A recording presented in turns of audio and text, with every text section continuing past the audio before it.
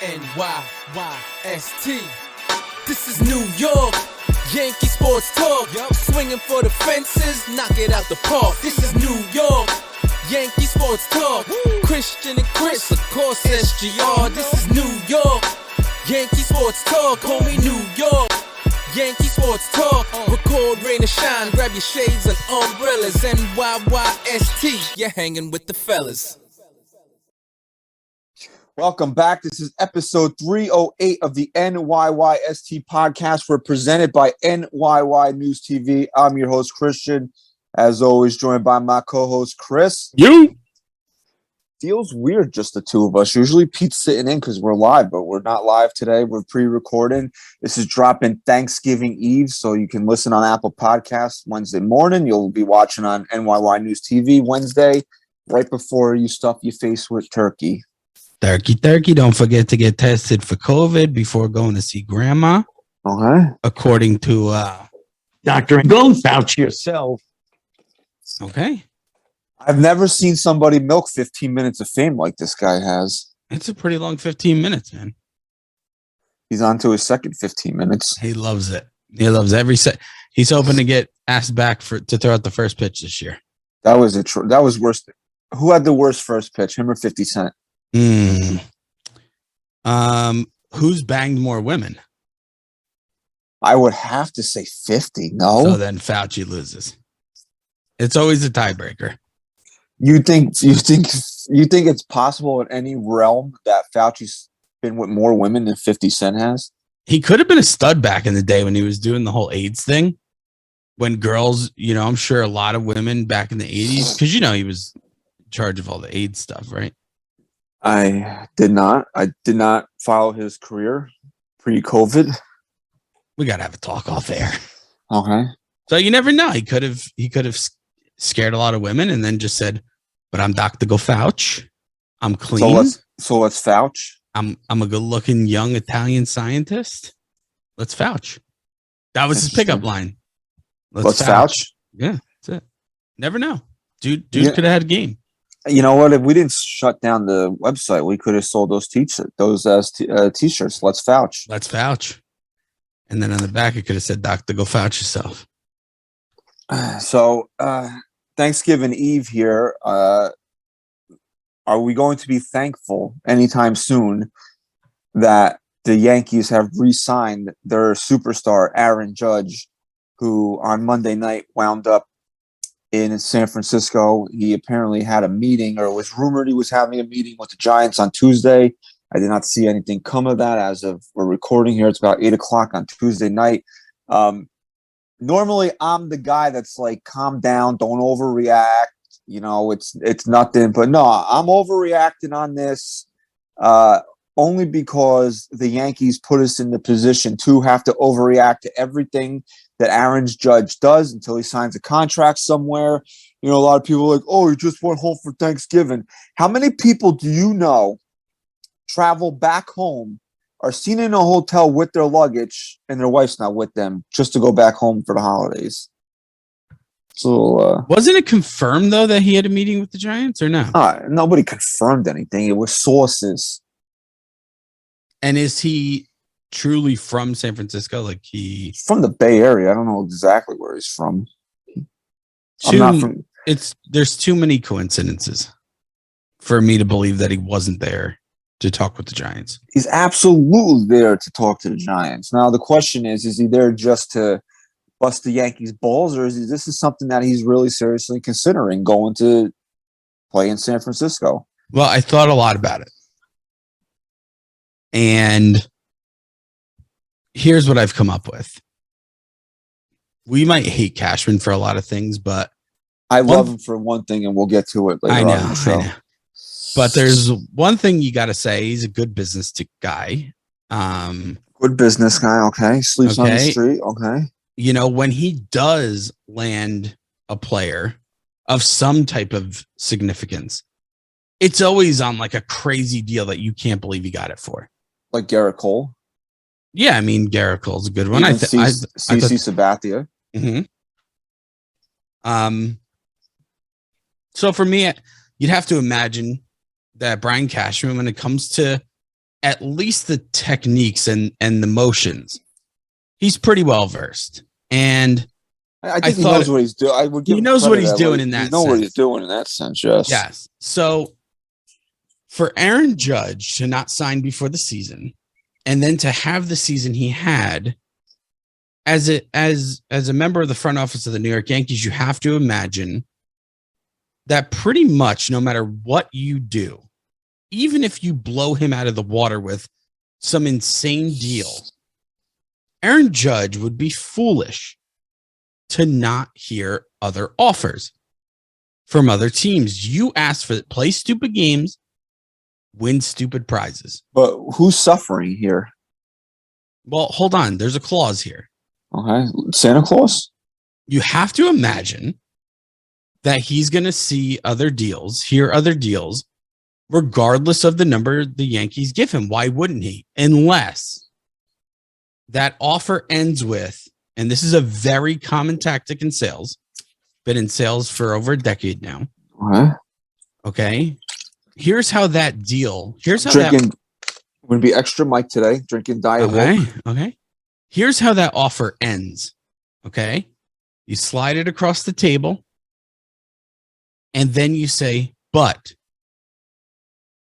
the second you walk out that door, the deal's off the table.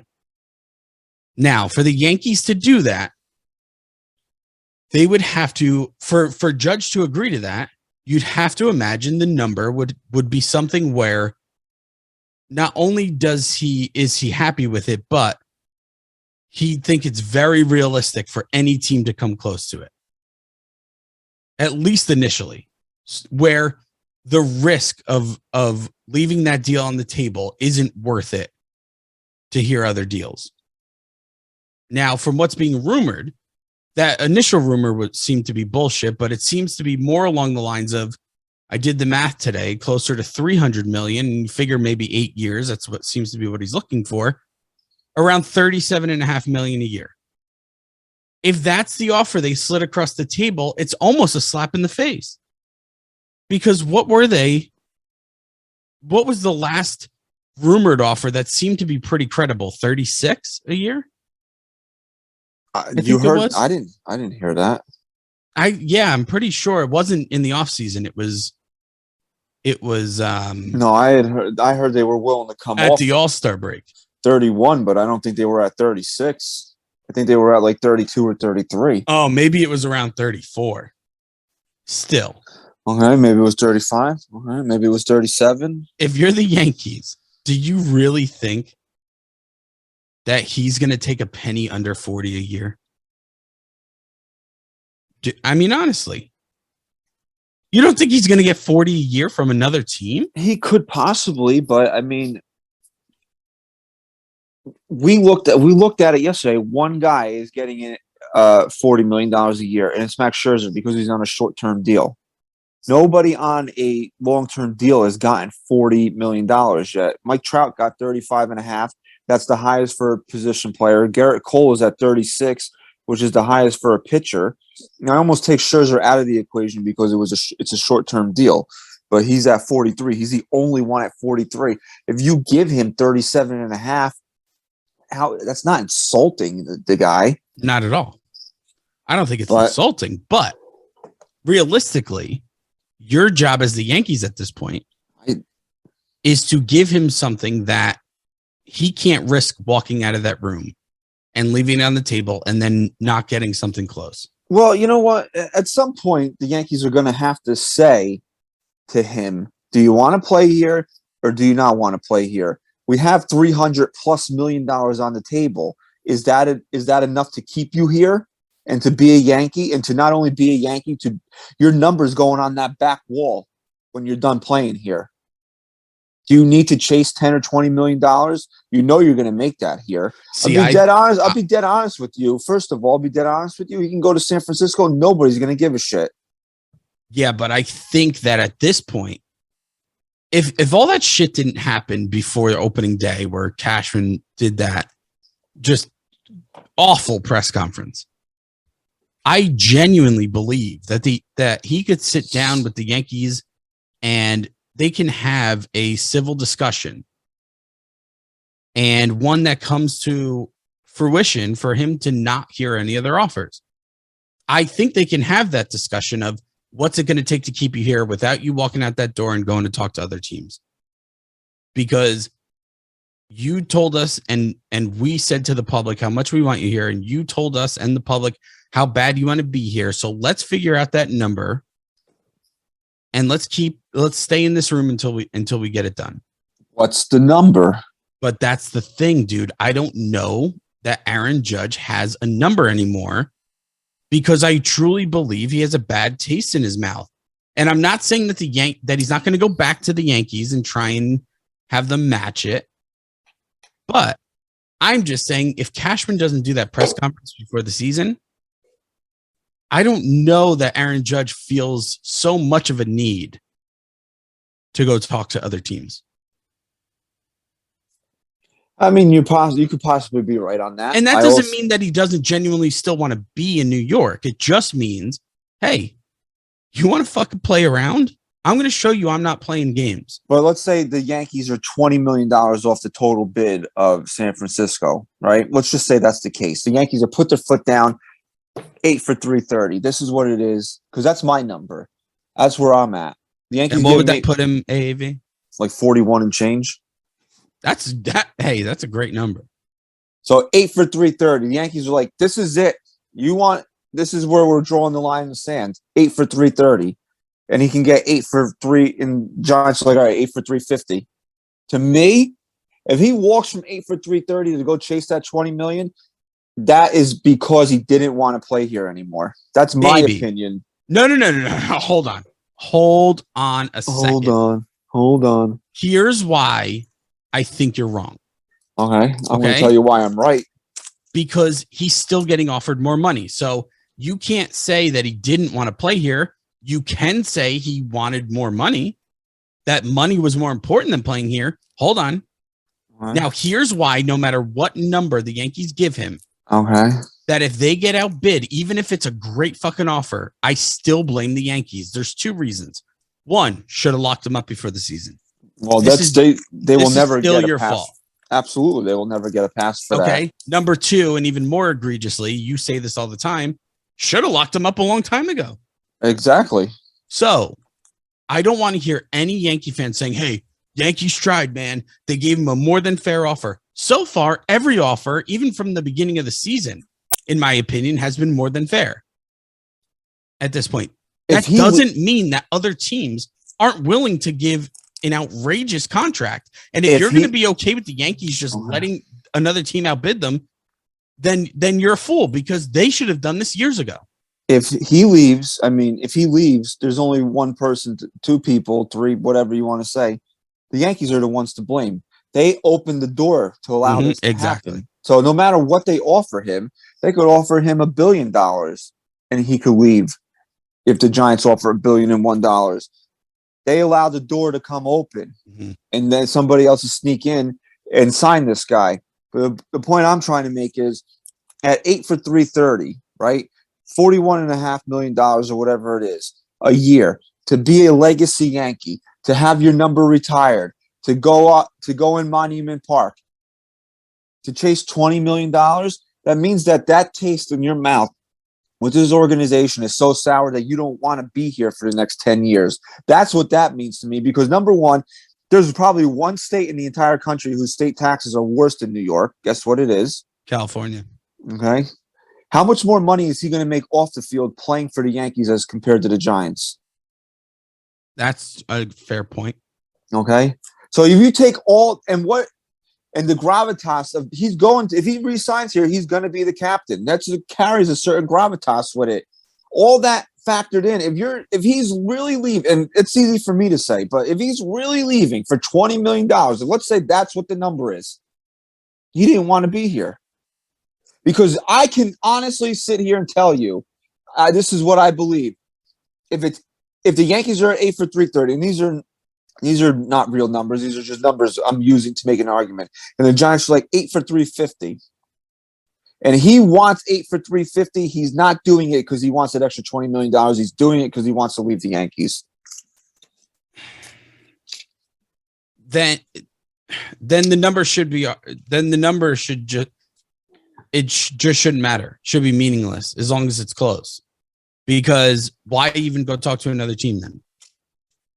Because I if think you're making your argument the way you are, it's fine. It's a valid argument, but I don't even think the money is necessary to talk about. I think just the simple fact that he's going to talk to another team would tell you all you need to know. Because what did you hear Jeter's interview? Yeah, I heard it. When he said, this is what I told the Yankees. This is not new. This is not new news either. I knew about this a decade ago. He did not want to leave. He told the Yankees he didn't want to go anywhere. That was this was also what I believe was that Jeter's last deal. Yes, but this is Judge's last deal, dude. Yeah, but Jeter already got paid though, if I'm not mistaken. Okay. Well, right. So then I think this is Judge's first cut at the pie. Fine, then I think you're contradicting your argument. I'm not contradicting because then argument. you're saying money comes first, right? And it's not so much that he doesn't want to be here; he just wants to make the most money that he possibly can, and he doesn't really care where that is. What I opened up with is he taking these meetings because he really wants to go to San Francisco, or is he just making the Yankees sweat? I think it's tough to just say. It's tough to say he's just trying to make him sweat, even though it feels like a troll job. There's two reasons why it's tough to say he's just trying to make him sweat. One, the Giants, there was reports leaked, and you never know how credible they are. You got to take them with a grain of salt. But there were reports that the Giants weren't going to get outbid for Aaron Judge. And that's where his family is. Okay, so bro, if he gets $330 million from the Yankees, his family is wherever the fuck he wants him to be. Two, you can't really troll job an offer here because what if they do fucking blow you out of the water? Then that troll job becomes an actual legitimate decision you have to make. Well, that's again the dangerous game the Yankees have played by not signing this guy years ago. Okay, this is the dangerous game that they have played. You want a little conspiracy theory? What's that? I think this could be pretty realistic. I don't know how things work behind closed doors. I think maybe there's some tension there, right? And Hal's been in charge. You mentioned this. You gave me the theory that maybe Hal's not letting Cashman talk to Judge, and then it came out in so many words that Hal's been the only one really meeting with him. It does seem like Hal's taking the charge on this. So maybe Hal says this: listen, Aaron, we fucking love you, dude. And I'm sorry for everything that kind of seemed to go wrong leading up to the season. So here's what I'm going to do to you. Here's what I'm going to do for you. I'm going to give you an offer that I think is fair. You had a great year. And he throws the offer on the table. And he says, look, I'm going to make a deal with you between me and you. You can shop this. And whatever number you get, you can bring back to me and I will either match it or beat it. But then that's it.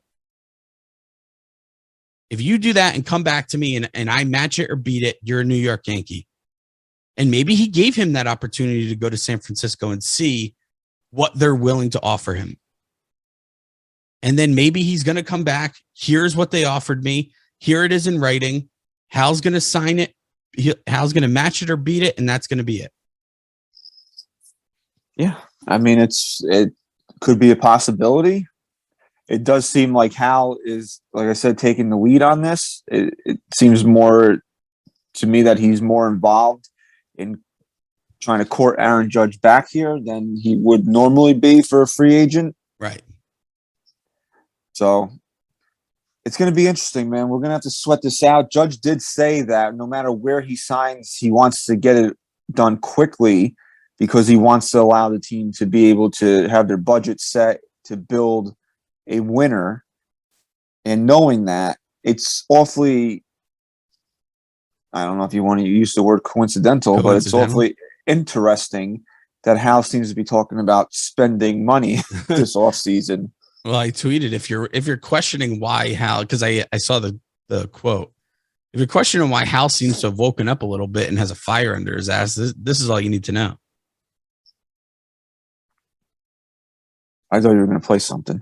No, I'm saying Oh. this is all you need. This is all you need to see. Judge's quote. He made a statement. You want me here. Be ready to build a fucking winner, man. Show me your plans. Show me your future. Don't just sell me on the money and the bright lights. Sell me on what your future plan is and how we're going to win a World Series. I think he has a better chance of doing that here than he does in San Francisco. You're just going to say, if anything, that puts that gives the Yankees some leverage, man. Everything you hear coming out of reports, sources, is that the Yankees are going to do everything in their power, whatever that means, to bring him back. They don't want to lose him. That they're still seen inside the industry as the favorite to sign him, which is all well and good until he puts his name on a contract. We're going to sweat this out. Yeah, for sure. So, congratulations are in order to Aaron Judge. He is the American League MVP. We didn't have to sweat that out. He got 28 out of 30 first place votes, which did surprise me. I thought it was going to be a lot closer than that. Shocking. You have to imagine with the level of talent Ohtani brings to the table that it's only right that the two LA writers vote for him. I expected that. But what I didn't expect was everyone else to vote Judge. And this is what we've been saying here, is that if this season that Aaron Judge produced, where he broke the American League record, he fell, 4 or 5 points short of winning a Triple Crown. If this season wasn't good enough to get the MVP award, then they should never give out an MVP award until Ohtani retires. Never. And that's not to say, look, it's not to say that what Ohtani's doing isn't special. It's unreal. It's the fact that Aaron Judge had a season that we'll never see again. And then if you don't reward him with an MVP, then it's a farce to vote for it here on out. Absolutely. Couldn't agree more. So there's a lot of people that think Ohtani is going to wind up in New York in 2024 when he's a free agent, whether that be here or across town. There's a lot of people that think that he's coming here. Now, why his mindset would change after not wanting to come here when he came over from Japan, I don't know. Maybe he's tired. Maybe he's tired of hearing about what a bitch he is. Yeah, for me, that's actually the one. That would be the one chase of a player that I'd actually have some faith in Cashman that he would go hard for, because it's been reported like he does reach out to the Angels, but I don't believe that Ohtani would be willing to come here. I really don't. He was devastated when Ohtani wouldn't give them the time of day. They really wanted Shohei Ohtani. People will say, "Oh, this is," they like to connect the dots on why things happen. Giancarlo Stanton is here because Shohei Ohtani didn't want to become a Yankee. Right. That's why Cashman went out and he made that deal, because they couldn't land Ohtani. Now, I don't know, man. There's just something about him that the way he dictated everywhere that he wanted to go, that I don't know, man. You gonna throw that type of money at him? I don't know, man. I understand what a special talent he is. I just don't know if he. Here's my thing with Ohtani. I don't discredit him at all. I'm not discrediting him at all saying this, and I've said it on a previous show. What Ohtani does is unbelievable, but we use the word gimmick a lot. Now, it's beyond that, because his talent level is just insane to think about the work he has to put in on both sides of the ball. Apparently, he had the most pitches thrown over 100 miles an hour this year, and the most hits. Most batted balls over 100 miles an hour this year. But here's my thing. And again, I said this in the past, it's a little hard for me to articulate what I truly want to say, but we have a culture here in the baseball world, in America, most of the world, where the second you establish yourself as a pitcher, you put down a bat. That happens as early as high school or college.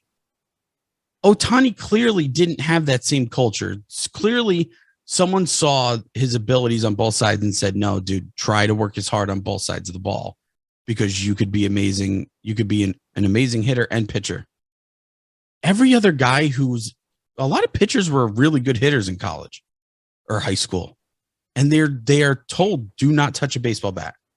So would there be more Ohtanis, or at least guys close to that it wouldn't seem like such an anomaly to see a guy like Ohtani? Yes, and that's why, for me, what would truly make him special is if he can sustain this over an entire career, or even a majority of his career. If he does that, man, I will give him every bit of credit that is due to him. Until then, I'm just not going to these writers just go crazy over him.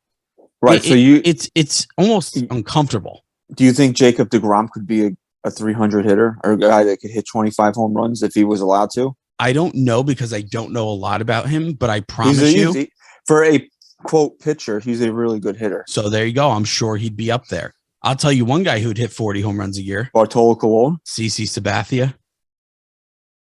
That I don't know if he could do it. CC was a phenomenal power hitter. He'd have to slim down if he was going to hit 40 a year. Yeah, you see him now, he's disappearing. Yeah, well, I was watching, it made me think of this. I was watching Rocky Balboa the other day, and I was like, when they were trying to convince him to do the fight, they're like, yeah, we're going to go out to Vegas. You know you move better when you're warmer. And I'm like, and they're saying that, that's how CC is. Like, come on, you pitch better when you're fatter. Well, he used to intentionally get fat again, and he would lose weight in the offseason. Well, you look at some of these guys, like on like a lot of these offensive linemen, once they retire, bro, they're like half the size they were when they play football. They disappear. So, want to ask you this question. Let's say the worst happens and Aaron Judge leaves. Okay. Is there any single move or a combination of moves that the Yankees could make that can make you feel good about going into the season? There's a pretty powerful, potent bad taste in my mouth if he's gone, no matter what. But what's done is done. And regardless of who's to blame, if he's gone, and you got to move on. And I'd say that I'd at least feel encouraged if the Yankees responded to him leaving by bringing in a handful of, or, a few pretty prominent guys that, at least would show they're doing everything, truly going beyond now. So let's say Judge leaves, Yankees respond by signing Correa and Jacob deGrom. Yeah. Look, am I excited to get them? Sure. Do I still have that bad taste in my mouth? Of course, man. This is Aaron Judge. We can't forget what this guy has done even since he got here in 2017.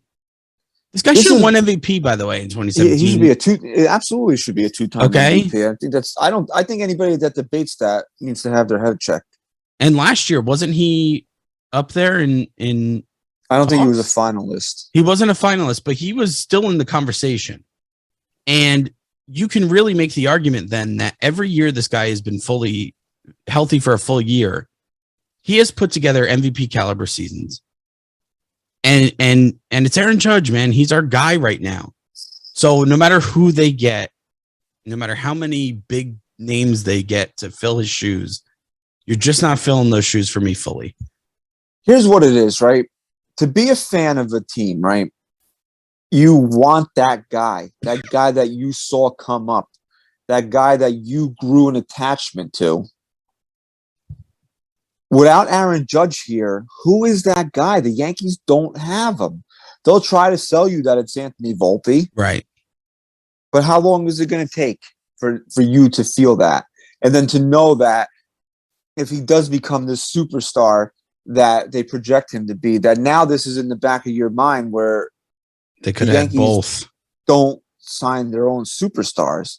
So it's like, do you let yourself fall in love with him? And this is what I'm going to say to make this parallel, because I think there's a lot of, being a Yankee and a New York Giants fan, there's a lot of things that are happening at the same time that seem to be very similar to me.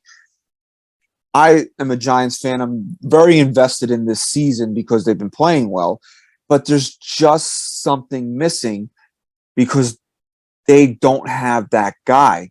Eli Manning's not here. You know, I didn't grow an attachment to Saquon Barkley because, let's be honest, he's been invisible for 2 years because he's been hurt. Daniel Jones he's okay, right? He's okay. Who's that guy on the Giants that, as a Giant fan, you have that emotional attachment to? Sure, you're rooting for the team. Sure, you want them to do well. Sure, you hope they win. But it means more when that guy is there, right? If the Yankees go out and they lose, let's say, God forbid, they lose Aaron Judge, and then they bring in Correa, they bring in DeGrom, they sign another big free agent. Great, you'll be happy. You'll be invested in the games, but there'll just be that thing will be missing because your guy is there. You need to, for me to be a fan, right?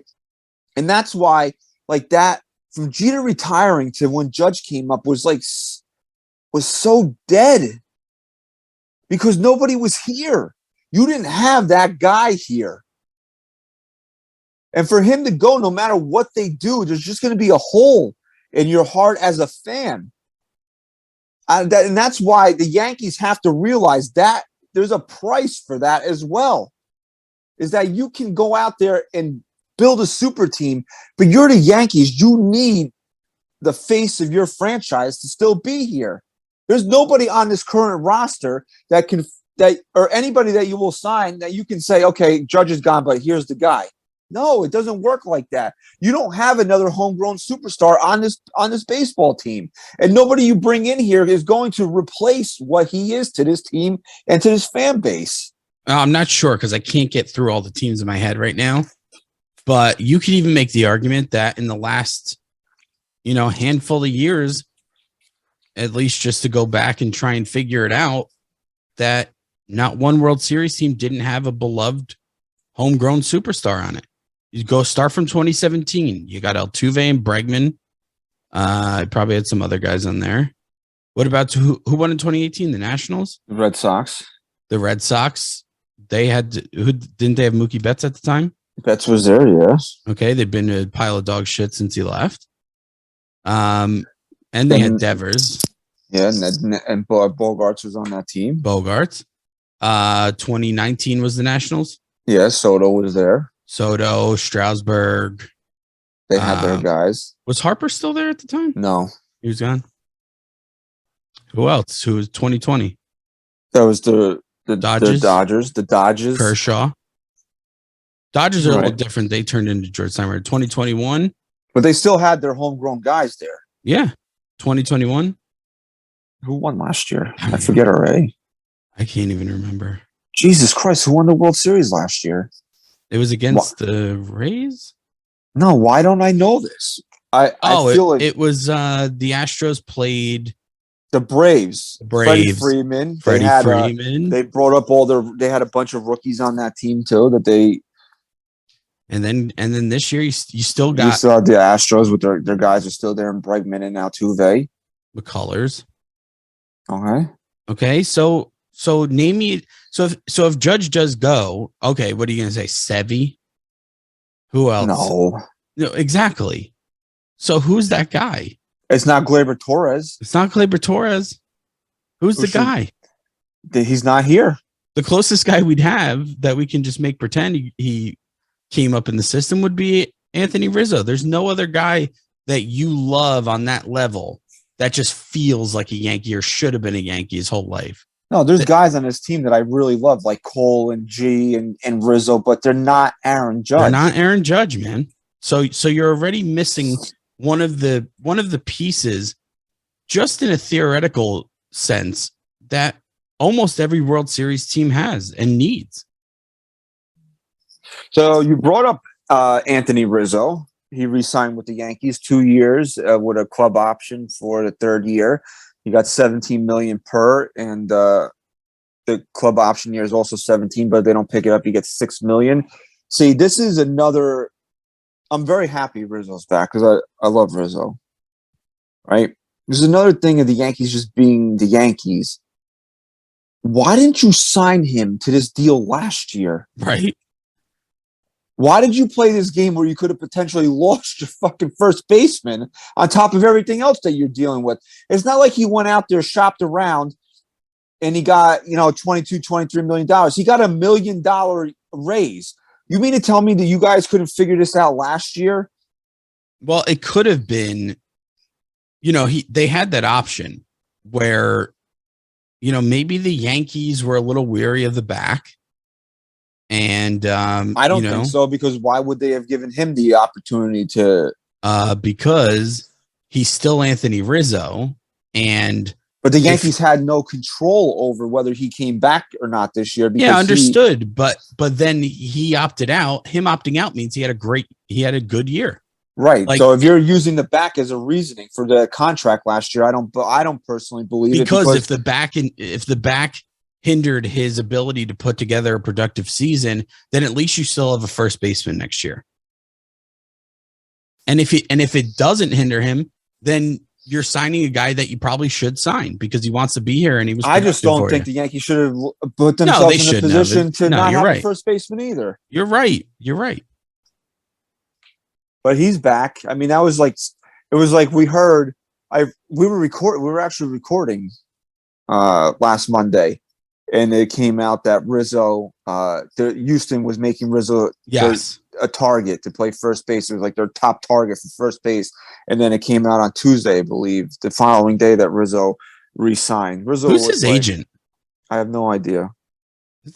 That just felt like a Scott Boras move.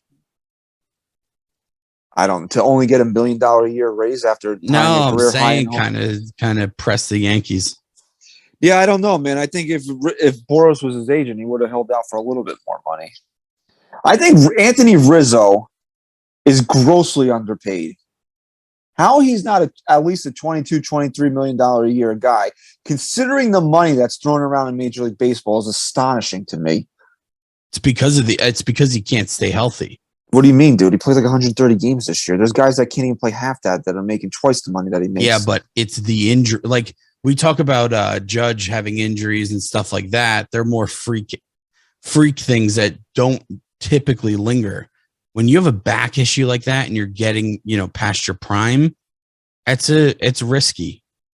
But it was actually when they did sign him, I guess because of how shitty everything has felt surrounding the Yankees.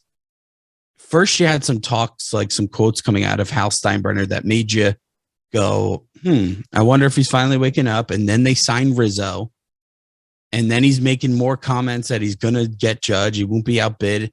And you kind of got this, like, for the first time in a long time, a little bit of a momentum shift within the Yankee organization.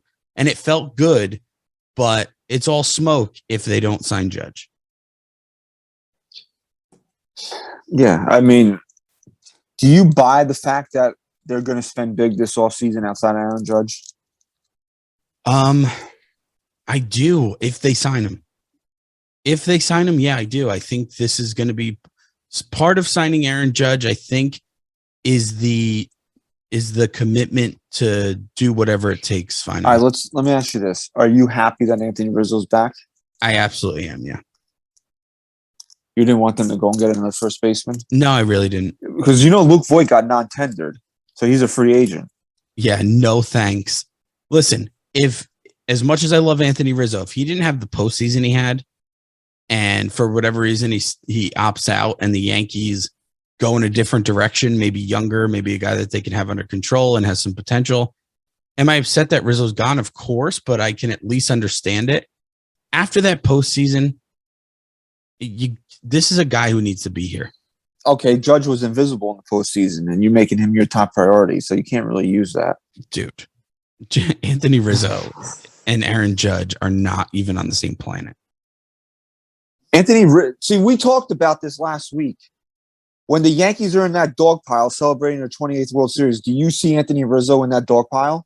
I actually don't see the dog pile without Anthony Rizzo. Okay, so you can say that, you can make that statement. They're not on the same planet, but maybe not equally as vital, but Anthony Rizzo is a vital piece to them winning a World Series, in my opinion.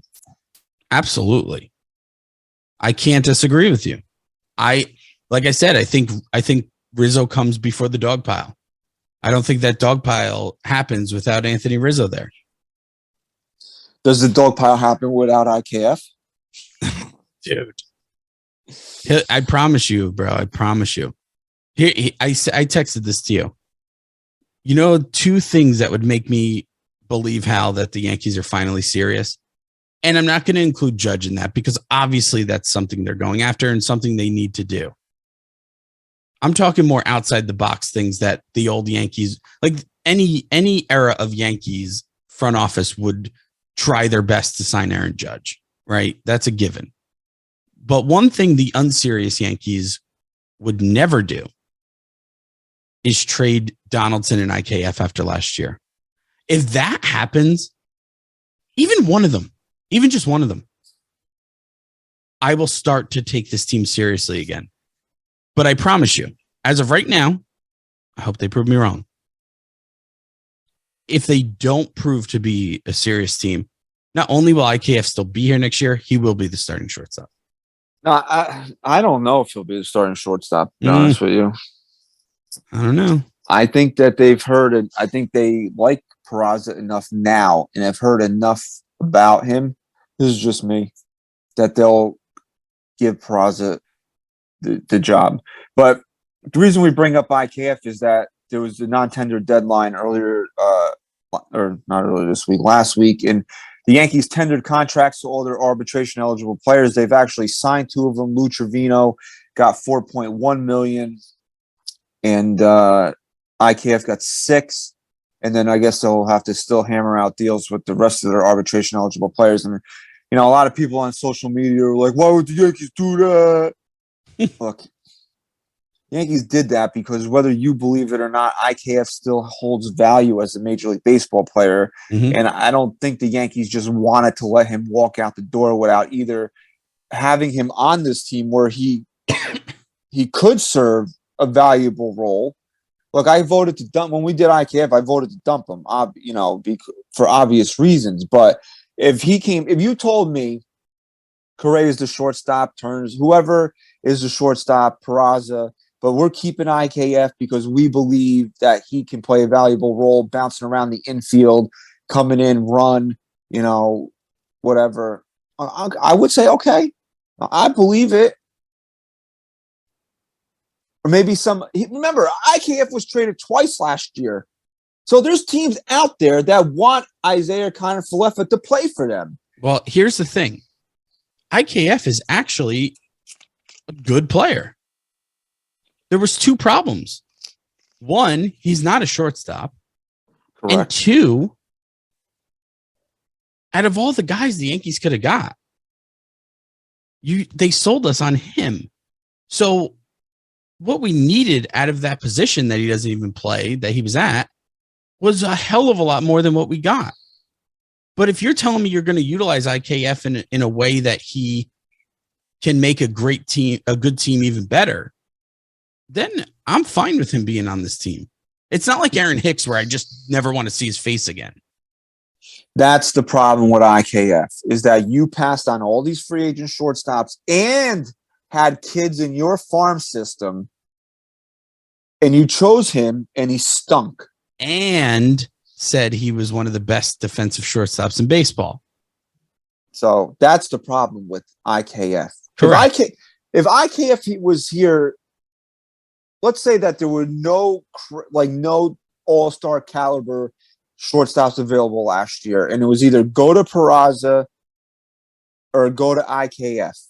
I think the vitriol towards him would be a lot less. Absolutely.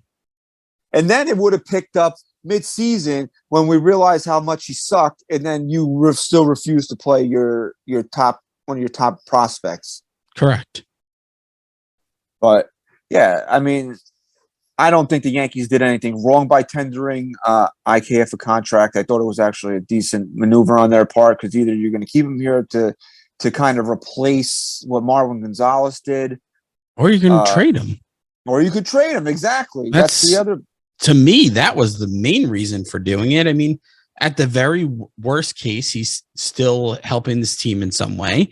And in the best case scenario, he still, like we said, has value to, I'm sure, a lot of teams out there where you can get something back for him. I'm not saying that he's a major piece, but if you're trying to add to sweeteners to a deal, that's not a bad sweetener. No, you know what IKF is? He's the perfect guy for Cashman to sell off, where you look at the deal they got back and went, really, for IKF? That was a pretty good trade. It's nothing groundbreaking, especially, right away. But I think Cashman could get something done with him. The only people Cashman can't seem to figure out are the top prospects, because he doesn't play them and then he doesn't get anything for them. So there's been a few rumors. We're going to wrap up here shortly with some social media stuff, but there's been some rumors that the Yankees are fielding calls on Gleyber Torres, and apparently Brian Cashman's old dumping ground, Seattle, is interested in Gleyber Torres. I've always, for the last couple of years, I've been big on getting rid of him, and now I kind of don't want to. But why? Because Seattle's good? No, because I actually think he did a really good job last season. I know he fell off the face of the earth, but at the end of the day, he did come back. And if he didn't fall off the face of the earth so hard, he would have put together a really great season. But I think this team is better without him. It's possible. It's definitely possible.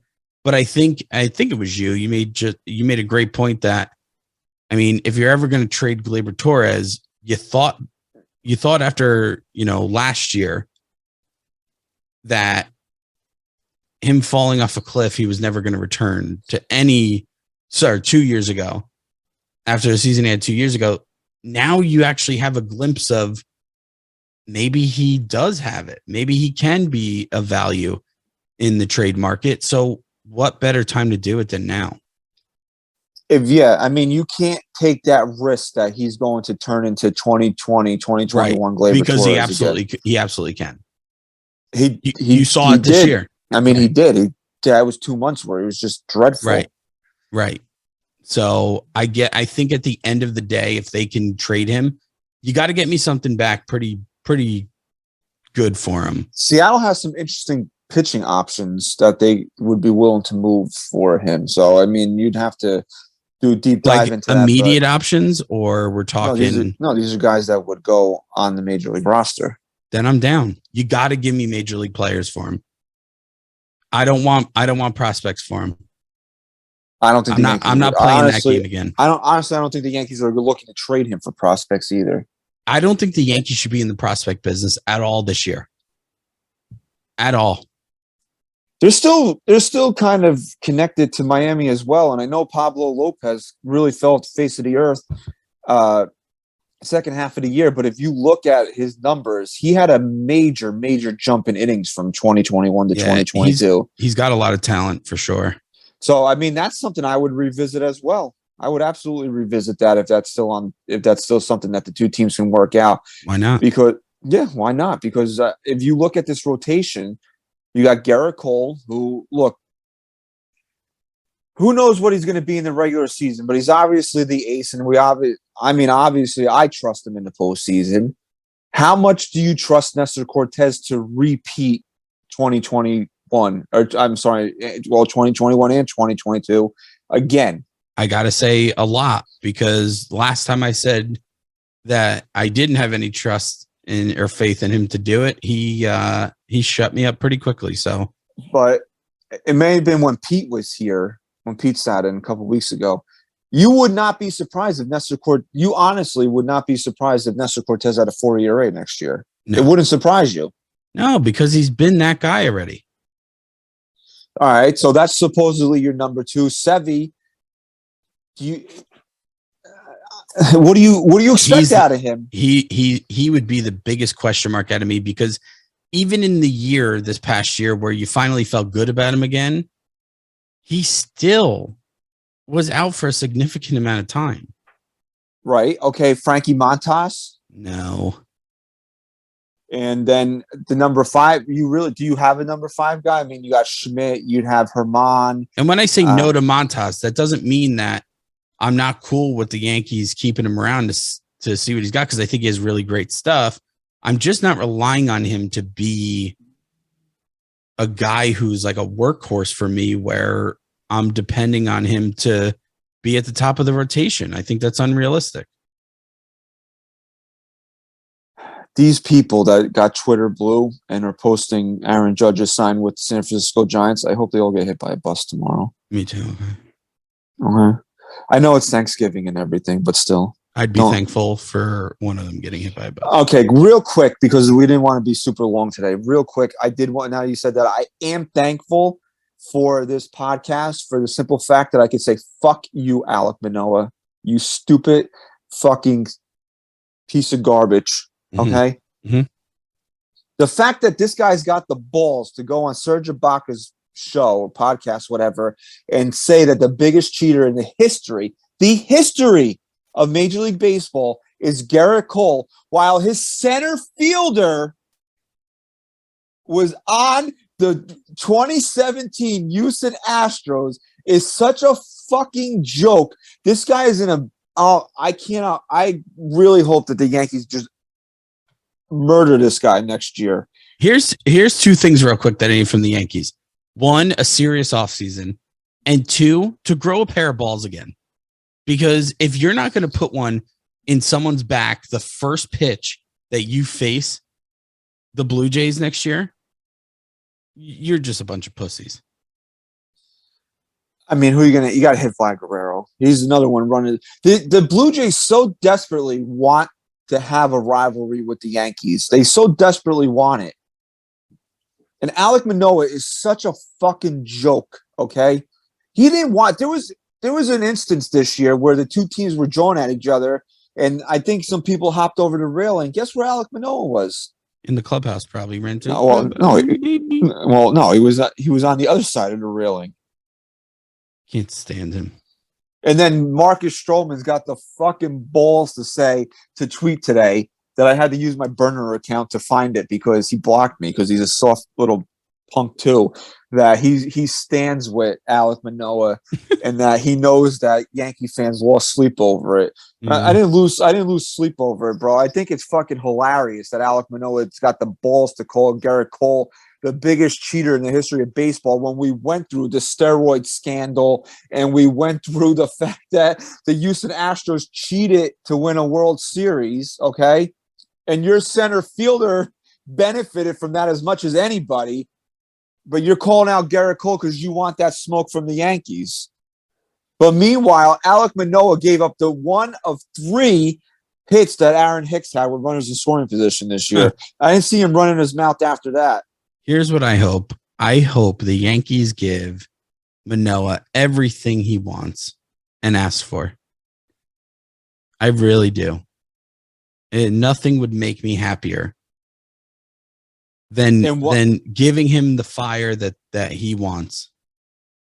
And why I said that there was something I'm not mad at Brian Cashman for.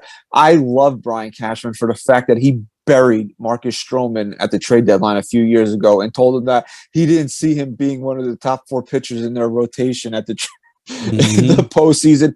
He's never let that go. He has never let it go. Never. He's one of my most hated in baseball. So for sure. If you want to tell me that anybody's losing sleep, Marcus, you lay awake at night thinking about Brian Cashman for that. And for that, I kind of forgive Brian Cashman for everything that he's ever done to piss me off. I still need a World Series. I do too. All right, let's wrap up here with some social media stuff. We asked for some comments and questions. We'll do a couple here real quick. Mustache Griffey is back. I love that handle. I don't know why. I just love it. Mustache Griffey. He wants to know what we think the bullpen is going to look like. I think the bullpen is pretty much set. I think your guys are NYYST, Holmes, Wandy, and Michael King should be ready for the start of the regular season with Trevino. That's a pretty good top 5. Yeah, right there. Remember 2 things. One, NYYST was clearly hurt to start the year when he looked like a shell of himself, and he clearly proved that he is the guy that we thought he was when he was starting to come around a couple of years ago. He can be an elite reliever. Another thing is, like I said with Clay Holmes, who's kind of bounced around a lot. You know, he wasn't the closer going into the season. He was asked to close out some big games. He was hurt for a little bit in there. Having him start the year as the closer, if that's the direction they're going to go, maybe you're hopeful that he kind of just falls right into that role, and that changes the dynamic of this bullpen big time. And obviously getting King back too. Would I be opposed to signing somebody? Bringing in or making a trade for another power arm, which the Yankees did get another guy from Pittsburgh that throws a 99-mile-an-hour sinker, who the Pittsburgh Pirates put on waivers for God only knows what reason. So hopefully the Yankees can work a little bit magic there. No, I'm not opposed to any of that, but I think the top of your bullpen is here already. To me, you can't get enough guys this year. You want to give me more bullpen guys? Give them to me.